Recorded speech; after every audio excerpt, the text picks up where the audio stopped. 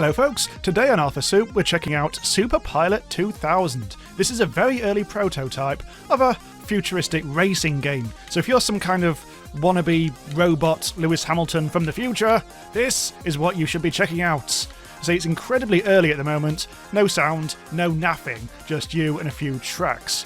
But there is something incredibly interesting about this, which we'll be following with great interest as it gets through development, and that's it's got a Mario Maker style track editor mentality, where it wants you to share tracks with absolutely everyone instantly. Well, not instantly, in about 2 minutes or whatever.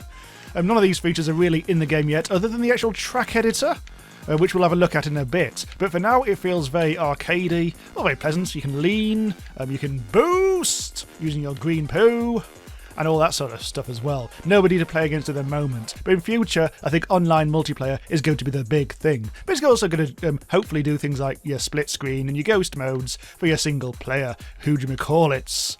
And we're just looking at the track. All this artwork is not final. Those little hovery things at the top tell you something's coming up. It's a little hard to read at the moment. Sometimes there could be absolutely anything, especially if you're going at boost speed. Ow, dicks. That's the edge of the track. And this is one of the pre-built tracks. All of them are currently set in the same desert environment. Okay, so let's actually go now into the editor. Right, to track editor. Right, so that's it. This is the very basic track editor. There's no elevation changes or anything like that yet. So what we're going to do is... Yes, I do. What we're going to do is just draw something. Right, so let's say that's the start. Nice long straight.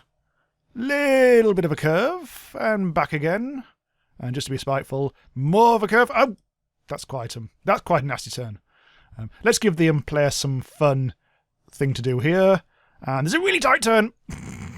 Oh, it doesn't like that. Okay, let's go back and fix that, because that might be a bit... hang on, let's get rid of... let's move that... Oh, what am I doing? Oh, I've just... Oh,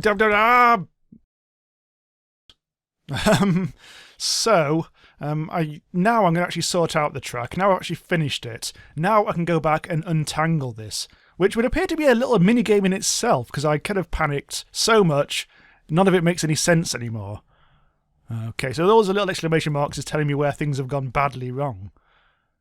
Okay. You can delete points, I think, by clicking that, and yep, there we go. Deleted the point. You can also add points like that. Oh, I added it in the middle there somewhere. But at the moment, I think I've gone a bit too crazy. I'm going to start... Oh, I've created... Oh, no! Yeah, you can also cut bits of track completely. Okay, let's be a bit more sensible this time. Do a nice straightforward track, like that. However, there's going to be a big return over here, over there. Oh, don't want to pass over the track. I don't think you can actually... No, you can't at the moment. I don't think you can pass over track. Let's do it like that. At the moment, yeah, too steep a turn, so let's drag that out there.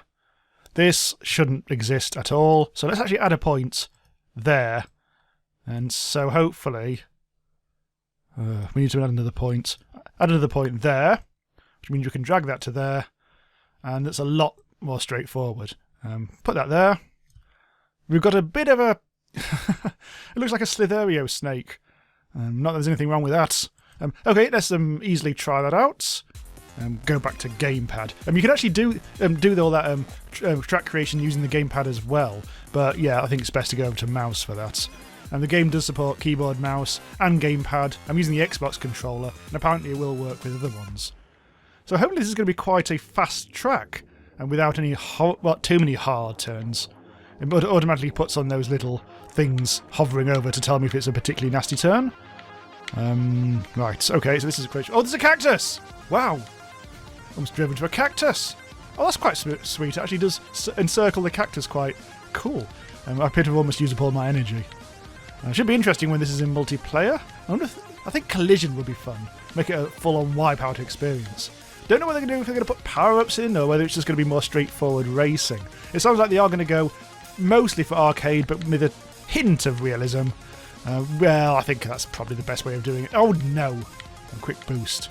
The keys at the moment, or the gamepad controls, not perfect. For me, anyway. I don't like pressing, what is it, bloody A to accelerate. I looked down on the controller and that's why I crashed into a wall. Yeah, A to go, and then X to boost. It's kind of hard on the fingers.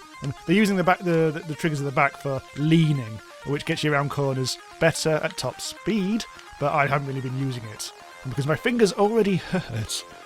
Brake. Oh, there's a brake. What's B? Or B's the red button on the controller.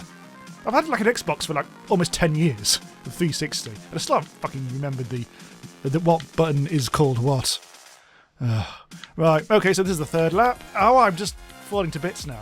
Come on, let's just boost!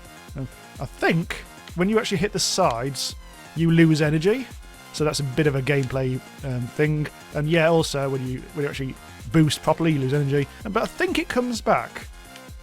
I might be wrong. Yeah, it doesn't come back. God damn it! That means I've kind of fucked it for this race then. Oh no, that's the oh I can crash.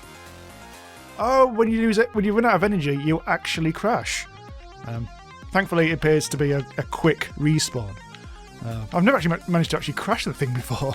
That's actually quite cool. That means there's an interesting trade-off you have between boosting all the time and not using it too much in case you end up having to respawn. Oh, that's actually quite interesting. I didn't know that happened.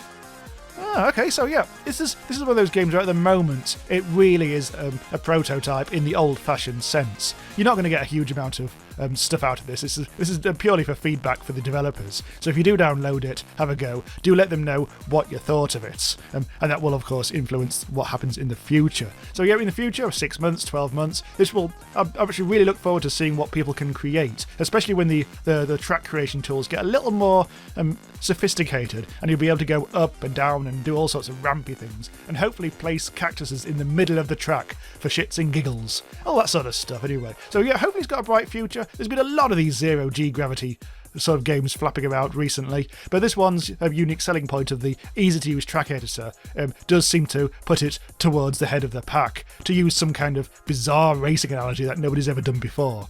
I'm so skilled, me. Ugh. Right, anyway, yep, so this has been Super Pilot 2000, done by me, Jamie, from randomizeuser.com. Subscribe to the channel if you want to see more of the latest, most interesting games currently early in development, and a lot of other stuff as well. So thanks for watching, and goodbye.